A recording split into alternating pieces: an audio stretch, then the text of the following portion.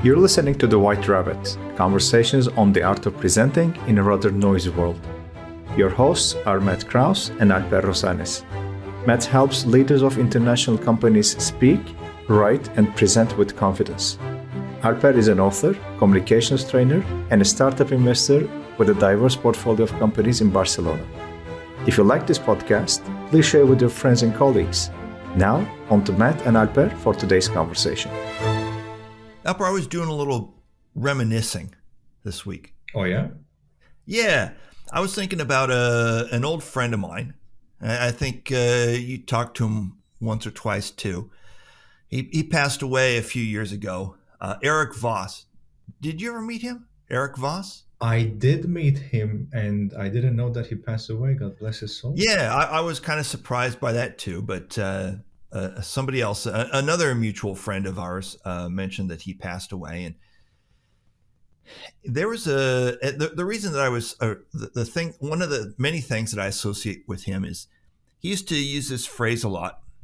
He used a phrase. He would say, "Make the trend your friend," which always kind of struck home with me because I, by nature, by personality, am kind of the opposite mindset. I'm like, oh, make your own way in the world, blah, blah, blah, fight the trend, buck the trend, make your own way, blah, blah, blah.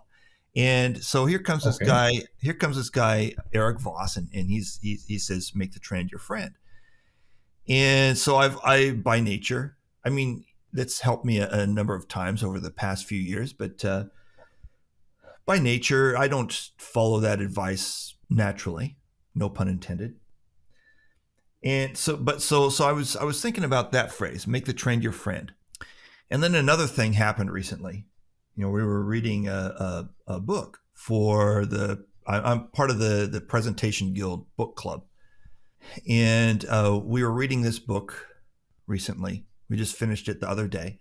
Oren Klaff, Pitch Anything. And I had read that a few years ago the first time, and I read it again for this book club. Have you ever read that book before? Oren Klaff's Pitch Anything? I have heard about him and the book, but I don't believe I have read it yet. Okay.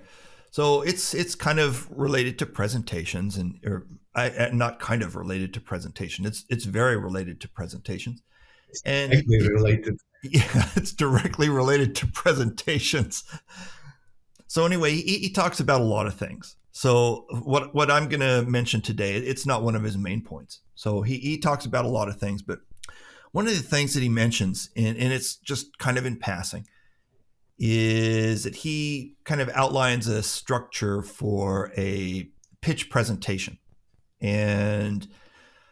or a presentation in general, but specifically for his world, a financial pitch presentation. And okay, one of the things that he said, it kind of caught my mind, and I thought, hey, wait a minute, that kind of ties into what Eric Voss was saying about make the trend your friend. And so what Oren Klaff talks about, or what he mentions in passing, is the importance of taking your idea and putting it in the bigger picture and starting out your presentation that way, taking your idea and putting it into the bigger picture. And the reason that I tie that back to Eric Voss and make the trend your friend, the reason that I tie it back is that one of the reasons that Oren Klaff makes this point, or he says that one of the reasons that you want to do this is that you want to make the trend your friend. You want people in the audience to think, hey, here's a bigger trend, a bigger picture trend that I have heard about before and agree with and am kind of signed up for. And here's a smaller picture idea or product that fits in with that trend. So I like where this is going so far. And then I thought about that point and I thought, okay, well, how does this fit in with, because we've talked in the past, you and I on this podcast, we've talked about story structure, boy meets girl, boy loses girl, boy gets girl back. We've talked about story structure and we've talked about running that story structure through the HGOM filter and various things that you can do with the story structure. And so I asked myself, okay, this thing that Oren Klaff is talking about, about starting out your presentation, putting your idea into the bigger picture? Does it fit in well with, or is it mutually exclusive with this other structure, boy meets girl? And so I thought about that a little while, and my opinion on it so far is that they're not mutually exclusive. You can easily do both, and in fact, yeah, you can Okay. easily do both. And another thing that I thought about for me personally is that one of the benefits of putting your idea into as a part of the bigger picture, I thought about something that I like to do personally, which is to see two objects moving against each other. And what I mean by that is, like, for example, standing on a subway platform and watching the subway move against a stationary background, or riding a bus, or in the passenger seat of a car or something, and looking out the window and seeing, rows of alfalfa or trees and moving against the background of like a stationary telephone pole or something like that. And that I just kind of like to see that, movement compared to a stationary object, and how that kind of triggers creativity for me.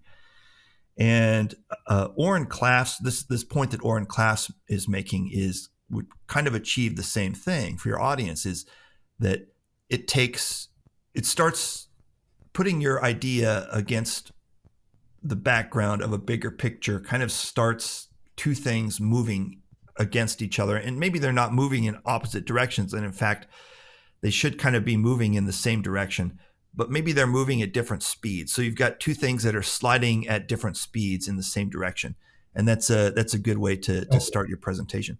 And I guess how you let me I don't want to go for this whole podcast and just talk about theory, so I want to give the listeners a couple tangible examples about how to use this principle. So I guess that, like, a couple examples of how you could use this principle would be, let's say that you are representing a small car company. You're representing the small car division of Renault or something like that. You might start your presentation, the big picture. So what is it that we want to take your idea of small cars and put it against a bigger picture? So this is how you might do it. You might do it by opening your presentation with, for the past couple years, families have been very concerned about the increasing cost of fuel, or the increasing cost of gasoline.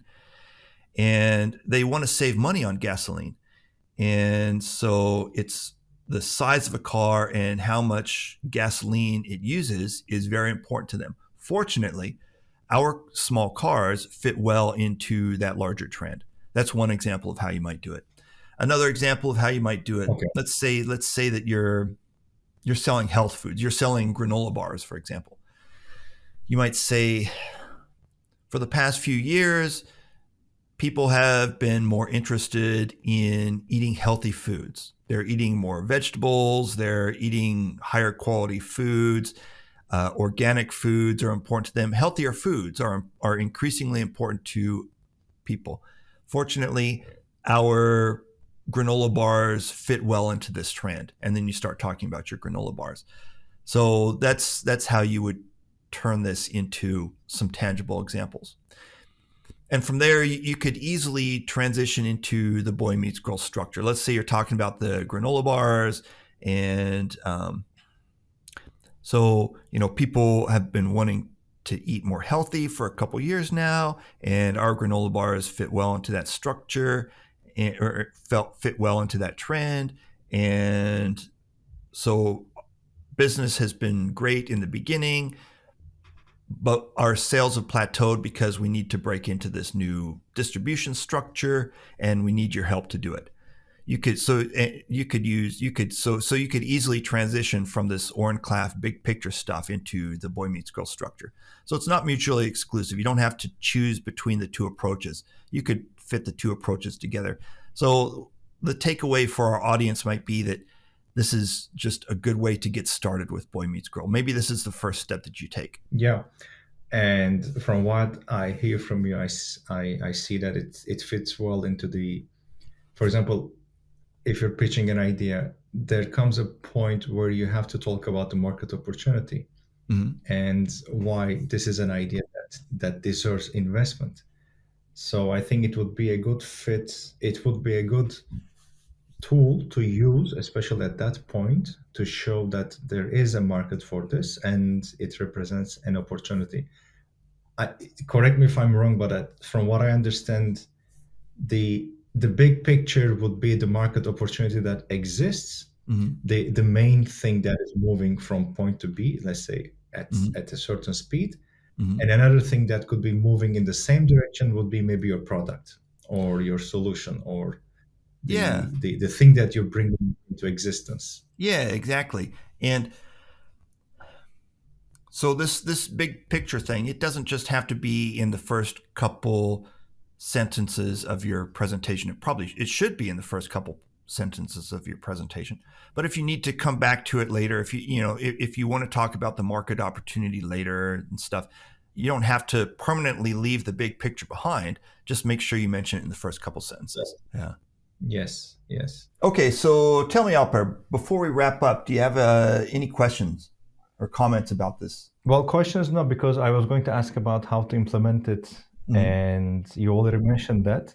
Okay. But I was sitting here thinking, I don't think I will let you off the hook before mentioning what was going on through my mind when I was listening to this, which is there are so many resources, there are so many books and articles and posts about basically what is a pitch structure. Like you start with a problem, solution, market opportunity. Definitely. And I can see that this is very much in line with the market opportunity part, and I am amazed with the number of ways people come up with new ways of describing something which is basically a widely used structure for especially a pitch presentation. So I mean, from one book to the next, you can see some words changing, but the foundation always remains the same. It actually reminds me of this, I think it was an episode in the TV show Suits,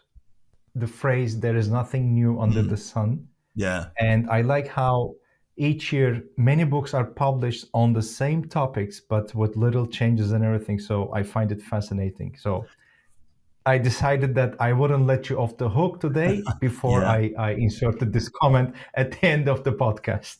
Well, thanks. And yeah, I wanted to make that clear. I mean, Oren Klaff gets credit because he wrote the book. However, as you say, there is nothing new under the sun. There are 9 million other people who have made this exact same point before Oren Klaff to put your idea in the context of a bigger picture, and they found there's 9 million people finding 9 million ways to say the same thing. So Oren Klaff is the 9 millionth and one. So I want to 9 million and first. So I want to make very clear that in no way am I saying that Oren Klaff is the first person to come up with this idea, because he's not. Yes, but we need to give credit where credit is due. So heads up for Oren Klaff. Yeah, give him a hand, because he wrote a great. No, not heads up, hats off. I said it wrong. I think it's hats off, right? Not heads up. Yeah, we need.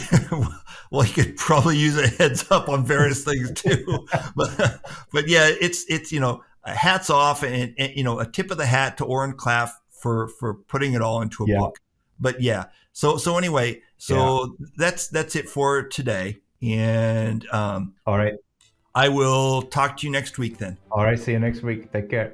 All right, thanks, Alper. Bye-bye. Thank you for listening to The White Rabbit with Matt Krause and Alper Rozanes. You can subscribe to the podcast on Spotify, iTunes, or through your favorite feed.